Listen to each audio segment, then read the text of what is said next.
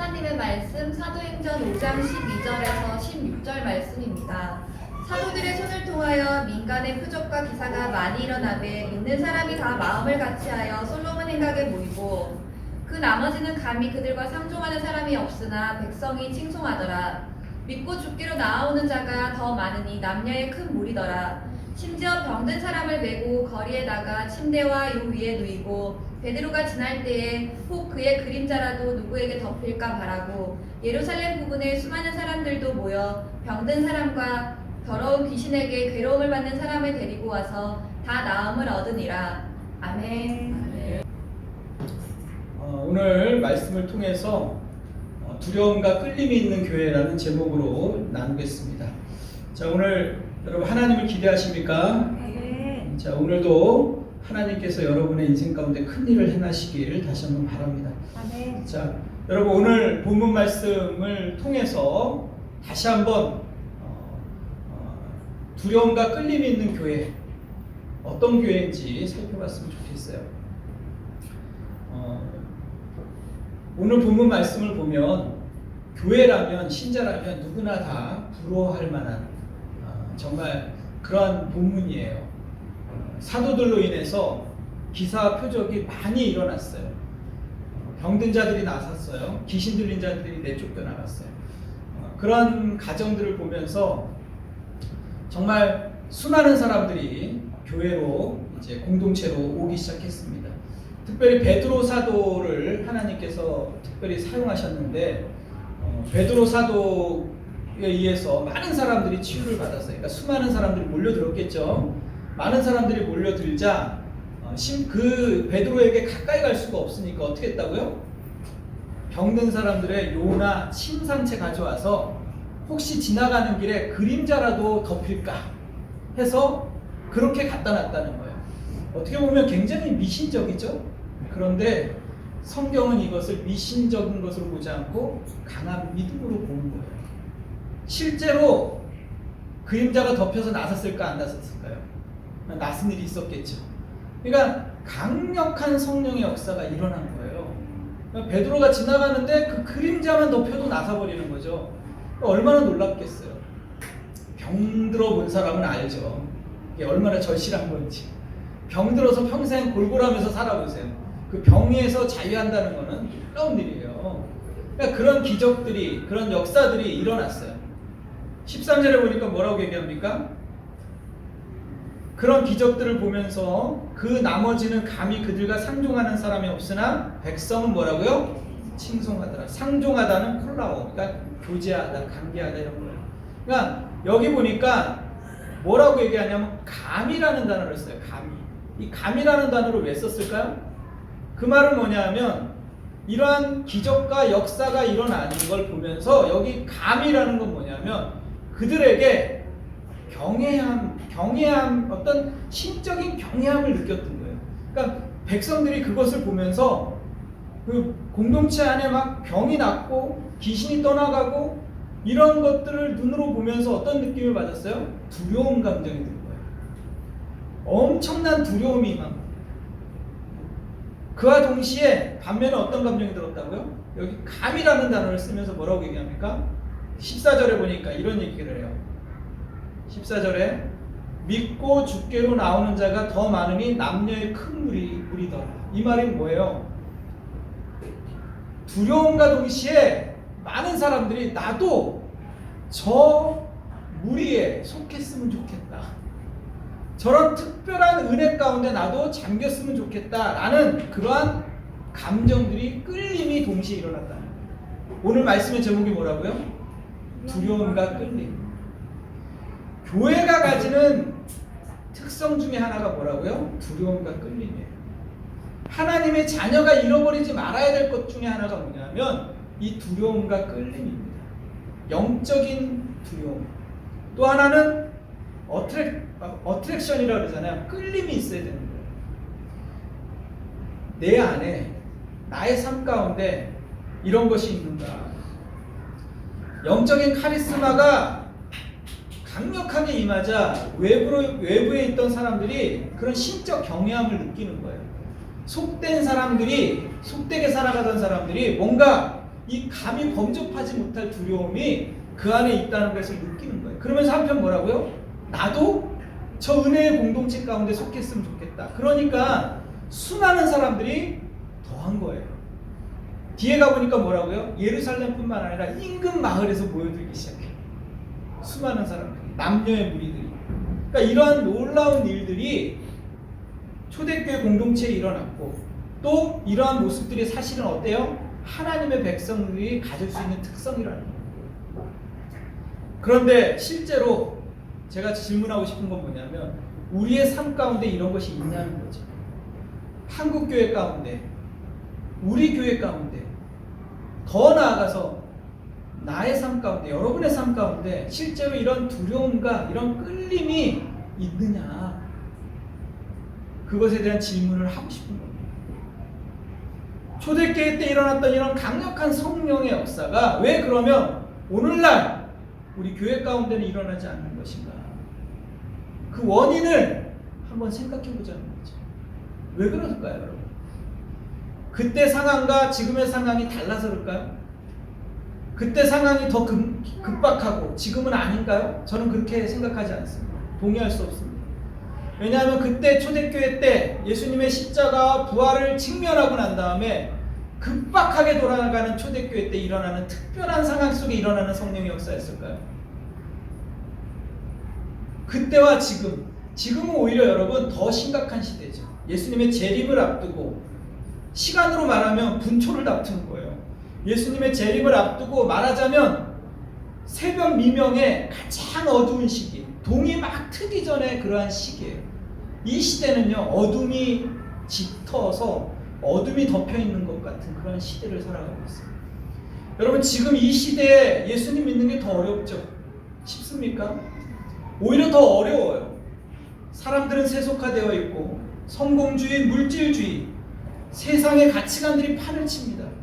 그래서 내가 이 현실 속에서 예수님을 믿는 게 무슨 의미가 있는가? 불신앙이 판을 친다고요. 세상에서는 세상의 법칙이 있고 하나님의 나라는 하나님의 법칙이 따로 있는 건 아닌가? 보이지 않는 하나님이 마치 내가 살아가는 현실을 외면하는 것 같고 힘을 못 쓰는 것 같은 그런 불신앙이 하루에도 수십 번 더 밀려오는 거예요. 그럼 우리는 불신앙이라는 어떤 풍조 속에 살아갑니다. 마치 예수님을 믿는다는 것이 미신을 믿는 것 같은, 세상 사람이 바라봤을 때 힘없는 자들이, 연약한 자들이 종교를 의지하는 것 같은 그러한 느낌을 받을 정도로 그렇게 힘없는 그런 삶을 살아갑니다. 그게 뭐죠? 이 시대의 흐름이라고요. 저는 시대 정신을 얘기하는 거예요. 이 시대 정신이 불신앙적인 시대 정신으로 가득 차 있습니다. 그래서 이러한 시대 속에서, 이 물질주의 속에서 믿음을 지키고 살아간다는 게 그 옛날보다 더 어렵다고요. 이해가 되십니까? 신앙을 지키면서 살아가는 것이, 여러분 신앙을 지키는 것이 쉬운 일이 아니에요. 왜? 지금이 말세기 때문에 그렇죠. 예수님이 이 땅에 오시고 다시 재림하신다고 약속했던 그 약속의 시간이 많이 가까웠기 때문에 그렇다는 거예요. 이러한 시대 속에서 상황이 어떻습니까? 그때보다 더 긴박하게 돌아간다는 거예요. 그럼 상황은 핑계댈 수가 없어요. 그러면 그때 역사했던 하나님이 지금은 역사하지 않아요. 그때 살아계셨던 하나님은 지금도 살아계시는 거죠. 성령의 역사는 그때도 계셨지만 지금도 계시는 거예요. 성령의 역사는 우리 의심할 수가 없어요. 하나님의 역사가 그때 있었다면 지금도 있다는 거예요. 그렇다면 문제는 뭘까요? 문제는 나에게 있는 거예요. 나에게. 하나님의 그 역사를 잃어버린 것은 바로 나에게 있다는 거예요. 여러분, 하나님의 백성의 정체성이 뭘까요? 하나님의 백성이란 도대체 어떠한 존재일까요? 다시 한번 생각해 봐야 될 시점에 우리는 온 것입니다. 하나님의 백성은 하나님께서 온 우주의 창조주이심을 믿는 것뿐만 아니라 실제로 하나님이 창조주시고 그 하나님께서 우리를 부르시는 거예요. 집 나간 탕자를 부르시듯이 하나님께서 아브라함을 부르시든지 여러분 각자를 하나님이 불러서 하나님 자녀로 삼으셨어요. 그리고 하나님께서 생명으로 여러분을 건져내셨다고요. 그렇게 하나님의 자녀가 됐어요. 특별한 존재가 됐어요.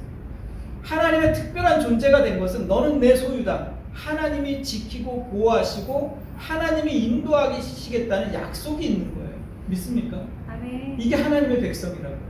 하나님의 특별한 사랑을 여러분 받은 자입니다. 믿습니까? 아멘.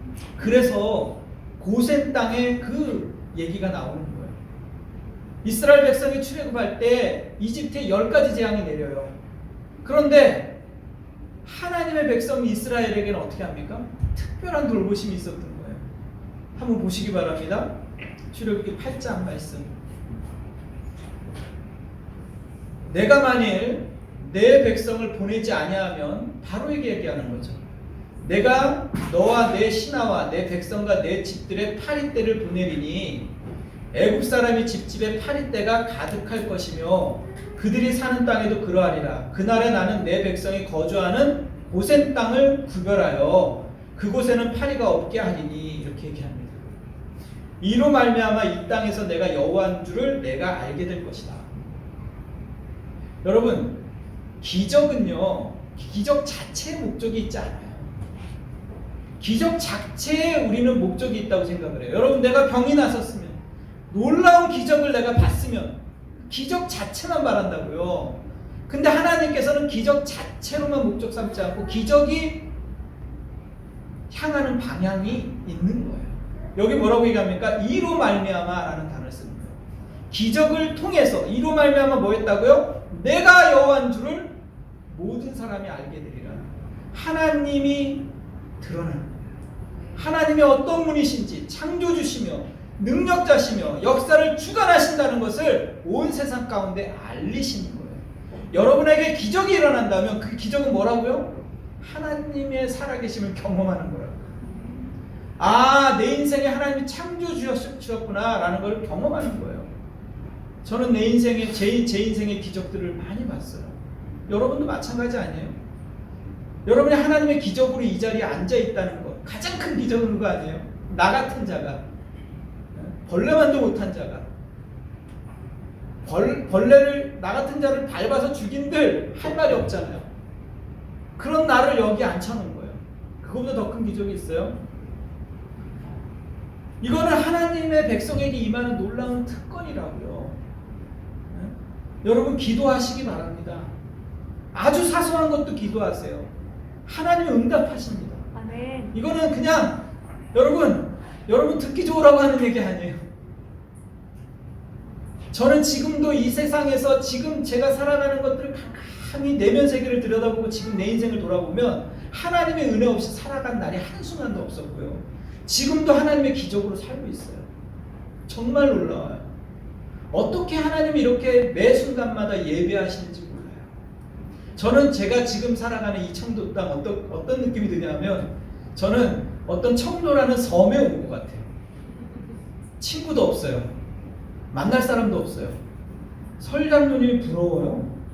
맨날 누구를 만나요. 누구랑 다니고. 저는 여기 전화를 딱 해도요, 교인 외에는 걸 데가 없어요.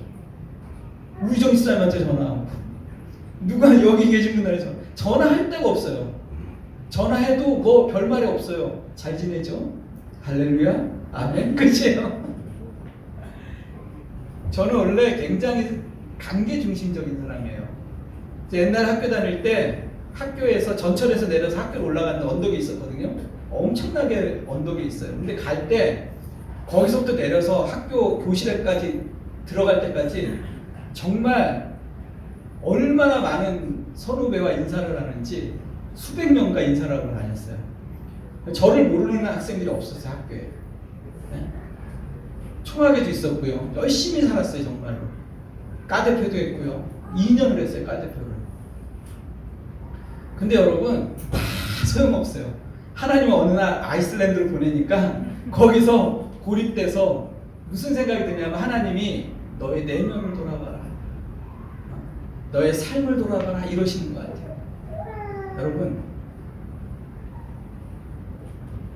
하나님께서요, 하나님의 백성에게 하나님의 은총을, 특별한 은총을 허락하는데 여러분이 살아가는 구비구비 모든 인생을 우연이라는 게 존재하지 않아요. 다 필요하시니까 주는 거예요. 어쩔 때는 정말로 많은 군중 앞에 있을 때도 있고요. 어쩔 때는 정말 혼자 서야 될 때도 있는 거예요. 나 혼자 단독으로 하나님 만나야 될 때도 있어요. 여러분 마지막에 여러분 숨골 까닥하고 죽으면 하나님 앞에 홀로 서는 거예요. 홀로 서는 거예요. 그 시간이 반드시 옵니다. 여러분. 준비하고 있습니까? 그 시간을? 여러분 어떤 식으로 인생을 살아가고 계십니까? 매 순간마다 매 시간마다 어떻게 만나고 있어요? 여러분 나의 인생은요 내가 책임져야 되는 거예요.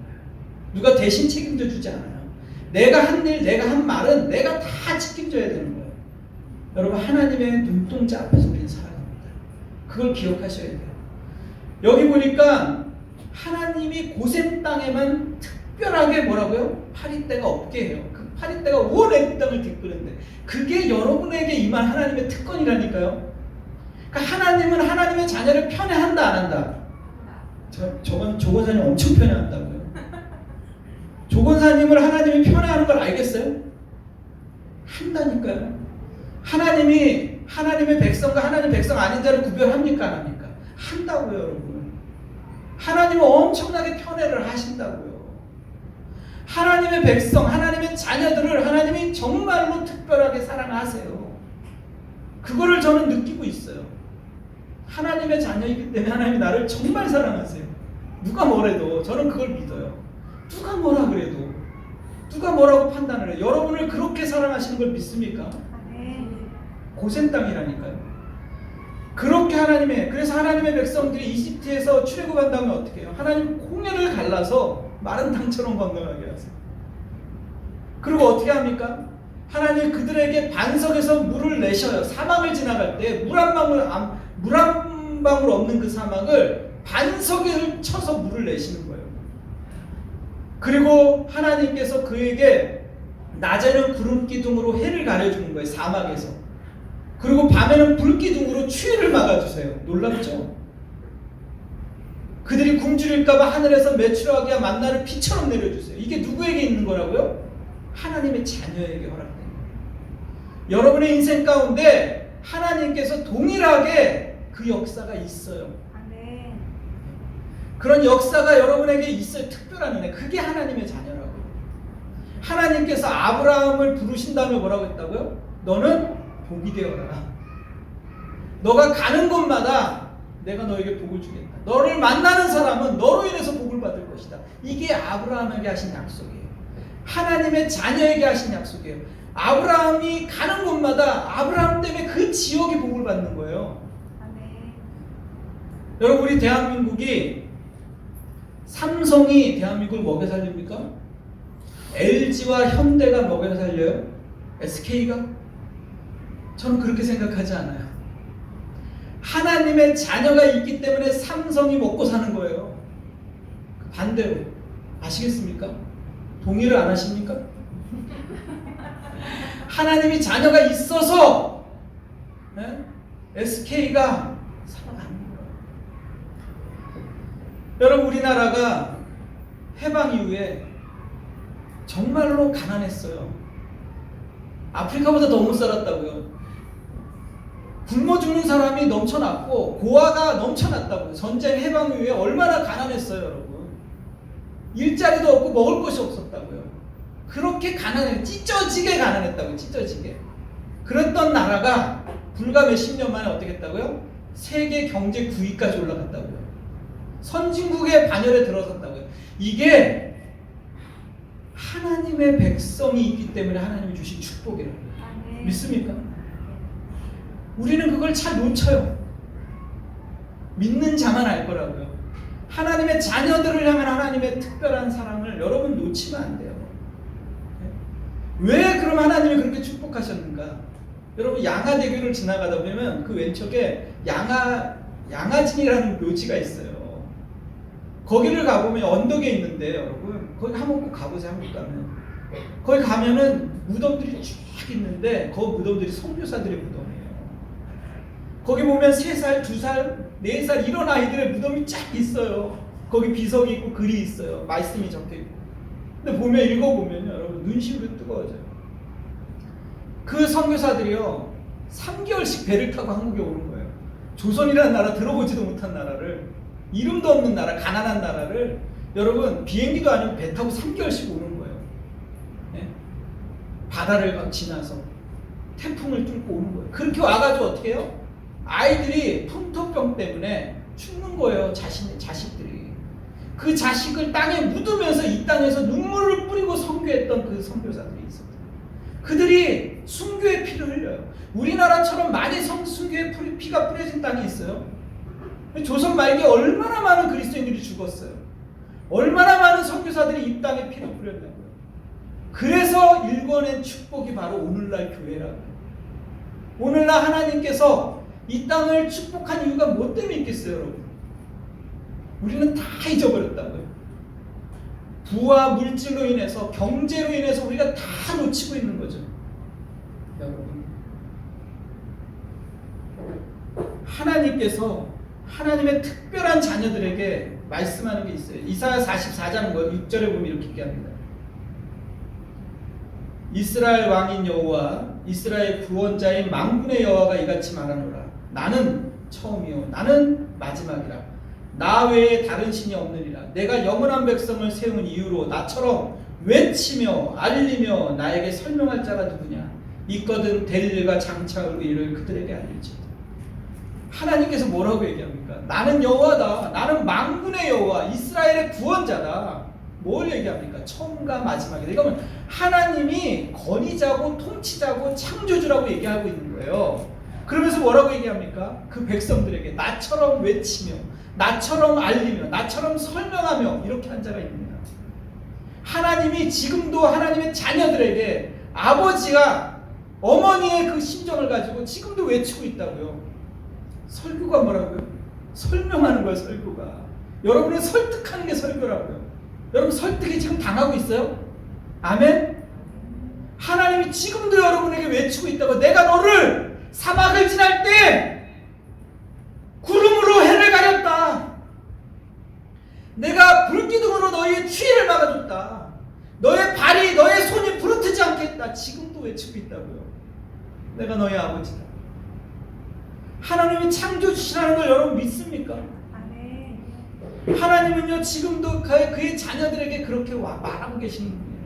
여러분 우리가 살아가는 생존의 문제, 우리가 살아가는 모든 삶의 문제, 하나님이 그 키를 쥐고 있다고. 나의 죽고 사는 모든 문제를 하나님이 붙잡고 계시다고요. 운명의 주인이 하나님이에요.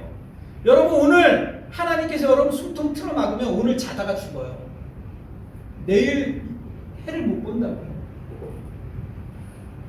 하나님에 대한 두려움, 그걸 가지셔야 돼요. 하나님이 그렇게 말씀하시는 거예요. 하나님께서 44장 3절에 이렇게 얘기합니다. 나는 목마른 자에게 물을 주며 마른 땅에 시내가 흐르게 하며 나의 영을 내 자손에게 나의 복을 내 후손에게 부어주리라. 연결해 이렇게 얘기하시는 거예요. 44장에 뭐라고요? 마른 땅에 물을 주며 시내가 흐르게 하며, 예? 목마른 자에게 물을 주는 자. 지금 우리 아니에요? 우리? 목마른 자, 마른 땅, 짝짝 갈라지는, 감정의 골이 깊고 상처투성이고 조금만 건드려도 폭발하고. 저를 건드리지 마세요. 예? 저 폭발합니다. 제일 잘하는 분이 우리 아내예요. 왜 이렇게 나이 들고 폭발을 잘하냐. 하산이네 나보러. 아니 왜 이렇게 화가 나는지 몰라요. 조그만 일에도. 예? 예, 여러분 우리가 그래요. 말라 있어서 그래. 말라서 쫙쫙 갈라져 있기 때문에 그냥 터지는 거예요. 그런 자들에게 뭐라고 얘기합니까? 시내가 되게 하겠다. 나의 영을 부어줘서 그들에게 목을 축이게 해주겠다. 이렇게 얘기하는 거예요. 내가 아버지다. 설명이 더 필요합니까? 하나님이 내가 너의 아버지가 되셔서 그렇게 하겠다는 거예요. 설명하시고 계시는 거예요. 너를 보호하고 너를 지키며 너를 다스리는 아버지가 되겠다. 이렇게 하는 거예요. 이런 엄청난 축복을 받은 자가 누구라고요? 하나님의 백성이에요. 그런데 이런 기적과 이런 역사가 우리 안에 있는데도 불구하고 왜 우리는 놓치고 살까요?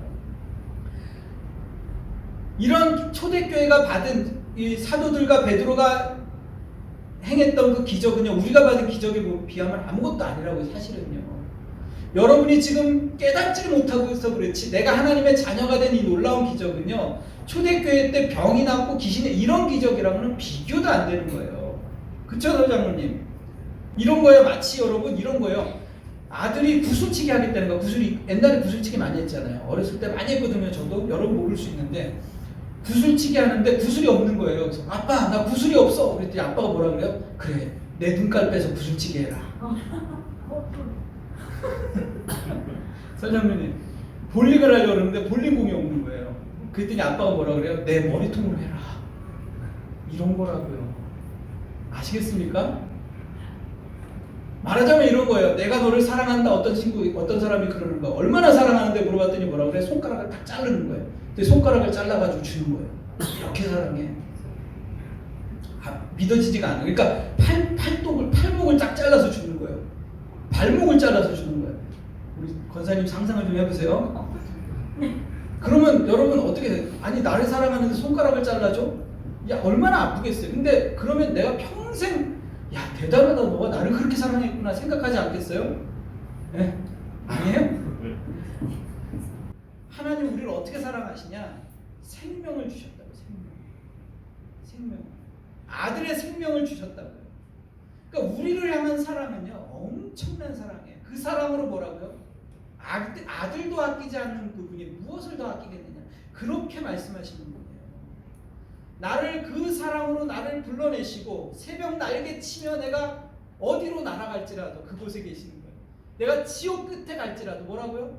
바다 밑에 갈지라도 거기서 나를 건져내시고, 내가 세상의 끝에 날아갈지라도 거기서 나를 데리고 오시는 분. 그게 누구라고요? 생명을 주신 분. 그 사랑이 누구에게냐면 나에게. 그런 기적을 맛봤기 때문에 초대교회가 가지고 있던 그 기적은 사실은 아무것도 아닌 기적이에요. 여러분이 가진 기적은. 그러면 왜 이러한 축복이 나에게 인생 가운데 나타나지 않는 건가? 그 이유를 성경에는 두 가지로 표현하고 있습니다. 에레미야에 뭐라고 얘기합니까? 같이 읽겠습니다. 시작. 내 백성이 두 가지 악을 행하였나니 곧 그들이 생수에 그런 데는 나를 버린 것과 스스로 웅덩이를 판 것인데 그것은 그물을 가두지 못할 터죽 웅덩이들이라. 웅덩이가 아니라 웅덩이들이래요. 하나만 판 게 아니라 여기도 파고 저기도 파고 저기도. 무슨 말이에요? 그 이유를 성경은 생수의 근원 되는 하나님을 버린 것입니다. 오늘날 이 교회가 세상 사람들에게 수치와 모욕을 당하는 것은 생수의 근원 되신 하나님을 버렸기 때문에, 하나님의 백성들이 이 역사를 경험하지 못하는 것은 생수의 근원된 하나님을 버린 결과라는 거예요. 하나님의 백성이 그런 놀라운 특권을 받고 그런 축복을 받았는데 오히려 하나님의 백성들이 어떻게 한다고요? 지금 세상 사람들에게 구걸을 한다고요. 세상에 뭐 재밌는 거 없나? 세상에 뭐 특이한 거 없나? 나에게 줄 게 없나? 세상에서 오히려 이런 놀라운 생명을 받은 존재들이 세상에서 뭔가를 구걸하고 있다고요. 네? 그래서 축바람이 나고, 그래서 도박에 빠지고 외도에 빠지고, 네? 교회가 오히려 그러한 장소가 돼버렸다고요. 세상. 그러니까 세상 사람들이 생각할 때 뭐라고 생각하겠어요? 너희는 복권 보험 들듯이 천국에 가기 위해서 불안하니까 천국이라는 보험도 들어놓고 세상에 살 때는 세상도 마음껏 즐기고 살고 그렇게 사는 것처럼 보이는 거예요. 너희처럼 이기적인 집단이 없는 거예요.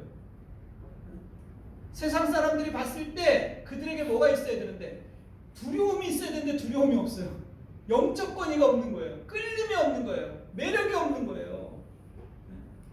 이스라엘 백성이 고센 땅에 하나님의 특별한 보호하심이 있었어요. 그런데 애굽 사람들이 보고 뭘 느꼈겠어요? 수많은 사람들이 두려움을 느낀 거예요. 여호와인 줄 알래요. 하나님이 역사하시는구나. 두려움이 느껴진 거예요. 파리 때가 온 이스라엘을 애굽 땅을 덮는데 거기만 하나도 없는 거예요. 두려움을 느끼고. 그래서 뭘 느꼈다고요? 나도 저들처럼 은혜를 받았으면 좋겠다. 수많은 이방 민족이 사실은 이집트가 출애굽할 때 거기에 같이 동참을 합니다. 수많은 사람들이 더하더라. 교회가 잃어버린 거예요. 교회가 잃어버린 거예요. 왜 그렇죠? 생수의 그런 하나님을 버리고 터진 웅덩이들을 만들어. 터진 웅덩이가 뭐예요? 세상의 가치관이에요. 세상의 인생관, 세상의 성공관, 세상의 물질관을 그대로 가지고 있으면서 천국도 가고 세상도 즐기고 누이 좋고 매부 좋고 이런 인생관을 살아가는 거예요. 그러니 하나님이 세상 사람들이 봤을 때 거기에 두려움이 있겠어요? 없죠. 영적 권위가 있겠어요? 없죠. 우리가 세상 사람들과 다른 게 뭐가 있어요? 우리의 입은 이미 거칠어져 있어요. 우리의 입은 쌍욕이 나가고 우리의 입은 더러워져 있고 우리의 입은 추하고 그러니까 하나님을 또 동시에 찬양을 해요. 그러니까 안 되는 거죠. 그래서 이사야가 처음에 하나님을 만났을 때 천사들이 그에게 나타나서 뭐 했어? 제일 먼저 나는 입술이 부정한 사람이로다 이렇게 얘기했다고. 입술 먼저 지져버린 거예요, 여러분. 아시겠습니까? 여러분 거룩한 말을 하세요. 여러분의 삶을 보시기 바랍니다. 그래서 다니엘 9장 13절에 이렇게 얘기합니다. 모세의 율법에 기록된 대로 이 모든 재앙이 이미 우리에게 내렸사오니 우리는 우리의 죄악을 떠나고 주의 진리를 깨달아 우리 하나님 여호와의 얼굴을 기쁘게 하지 아니하였나이다. 모세의 율법에 기록한 대로 이 재앙이 우리에게 내렸다는 거예요. 모세의 율법이 뭐가 기록됐는데요? 모세의 율법에 기록된 거는 이거죠. 하나님을 가까이 하면 어떻게 된다고요? 하나님을 예배하고 하나님과 깊은 그 관계 가운데, 사랑의 관계 가운데 들어가면 어떻게 된다고요? 너가 들어가도 복을 받고 나가도 복을 받고 심지어는 너의 떡반죽 그릇까지 복을 받는다. 무양의 새끼까지 복을 받는다. 이게 하나님 모세의 약속 아니었어요? 반대로 하나님을 버리면 어떻게 된다고요? 들어가도 저주를 받고 나가도 저주를 받고 심지어는 너의 떡반죽 그릇까지 저주를 받게 된다. 그게 무슨 말이에요? 내가 하는 일을 내가 거두지 못하는 거예요. 농사를 졌는데 적들이 와서 다 가져가는 거예요. 내가 시간을 들여서 수고하고 애쓰고 모으고 저축했는데 그게 뭐라고요? 터진 웅덩이가 되는 거예요. 내가 노력했는데 그 노력한 대가는 누가 먹어요? 딴 사람이 취해가는 거예요. 하나님의 백성이 하나님을 떠나면 여러분 터진 웅덩이가 되는 거예요. 여러분이 아무리 애쓰고 노력하고 모아놓은 재산이 여러분의 것이 되지 않는 거예요. 그것처럼 억울한 게 어디 있어요? 내 인생이 허사가 되는 거예요. 평생을 노력하고 읽은 것이 아무것도 아닌 게 되어버리는 거예요. 하나님을 떠난 결과예요. 하나님의 초대교회에 일어났던 이 강력한 성령의 역사가 여러분 오히려 지금 이 시대 가운데 더 강력하게 역사해야 되는 거예요. 예수님의 재림이 얼마 남지 않았기 때문에. 결론적으로 그러면 어떻게 우리가 해야 되겠습니까? 다니엘서 9장 말씀. 나의 하나님이여 귀를 기울여 들으시며 눈을 떠서 우리의 항폐한 상황과 주의 이름으로 일컫는 성을 보옵소서. 우리가 주 앞에 간구하는 것은 우리의 공의를 의지하는 것이 아니요 주의 큰 긍휼을 의지하여 함이니이다. 이게 무슨 말이죠? 주여 우리의 항폐한 상황을 보시옵소서. 뭐라고요? 우리의 공의를 의지하는 것이 아니다. 주의 큰 긍휼을 의지하는 이게 뭐야? 내가 잘나서 하나님 앞에 나온 것이 아니다. 이렇게 얘기하는 거예요. 내 공의를 의지한 게 아니다는 게 뭐예요? 하나님 나는 벌레다 얘기하는 거예요. 내가 하나님 앞에 은총을 받을 만한 것을 한 게 아무것도 없다 얘기하는 거예요. 하나님의 은혜를 받을 만한 자가 아닙니다. 이렇게 얘기하는 거예요. 내가 한 일을 보니까 내 상황을 보니까 그러면서 뭐라고요? 하나님의 긍휼로 나를 도와주십시오. 18절 19절에 나의 하나님이여 귀를 기울여 들으시며 눈을 떠서 우리의 항폐한 상황을 보소서. 19절에 주여 들으소서 주여 용서하소서 주여 귀를 기울이시고 행하소서 지체하지 마옵소서. 나의 하나님이여 주 자신을 위하여 하시옵소서. 이는 주의 성과 주의 백성이 주의 이름으로 일컫는 바 됨이니이다. 우리가 하나님의 자녀예요. 하나님 도와주세요. 이렇게 얘기하는 거예요. 하나님 자신을 위해서 도와주세요. 이렇게 얘기하는 거예요. 여러분 회복되는 길은 뭐라고요? 기도밖에 없어요. 기도밖에. 여러분 성령의 사람이 되시기 바랍니다. 매 순간 성령을 의지하세요. 아침에 일어나면 성령을 의지하세요.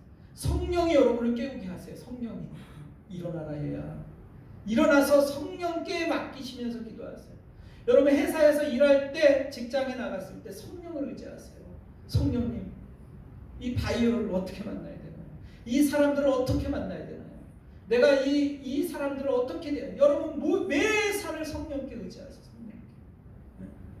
모든 일을 성령께 맡기십시오. 어려울 때만 맡기지 말고 평안할 때도 맡기십시오. 믿습니까? 네. 저녁에 성령에 의지해서 잠드십시오. 기도하시라고. 사소한 일까지도 기도하세요. 속 썩이는 자녀, 네? 속 썩이는 자녀 있잖아요. 기도하셔야 돼요. 남편을 위해서 기도하셔야 돼요.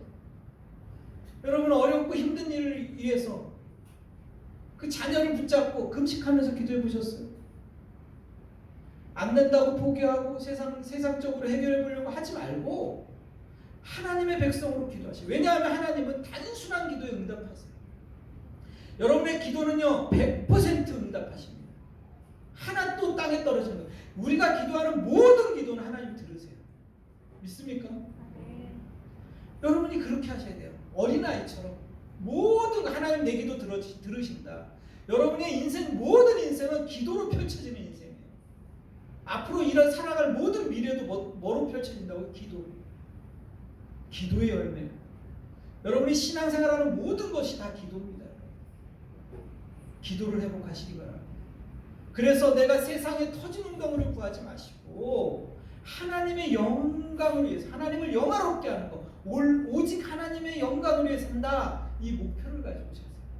그 목표로 직장을 나가시고, 그 목표로 직업을 가지시고, 그 목표로 아내가 되시고 남편이 되시고 부모가 되시고 자녀가 되셔야 돼요. 하나님의 영광, 하나님을 영화롭게 하는 것이 나의 삶의 전부다. 이렇게 하시면서 여러분의 인생을 사시기를 바랍니다. 네. 다시 한번 우리가 오늘 말씀을 기억하면서 오늘 찬양하며 또 나아가시기를 바랍니다. 함께 우리 이 시간에 오늘 말씀을 기억하면서 함께 찬양합시다. 오늘 이 찬양 선악 능력으로 찬양할 텐데요. 이 찬양을 좀 힘있게 부르셔야 됩니다. 우리가 한 목소리로 그 힘을 내서 오늘 말씀을 기억하면서 결단하시면서 우리 이 찬양 하셨으면 좋겠습니다.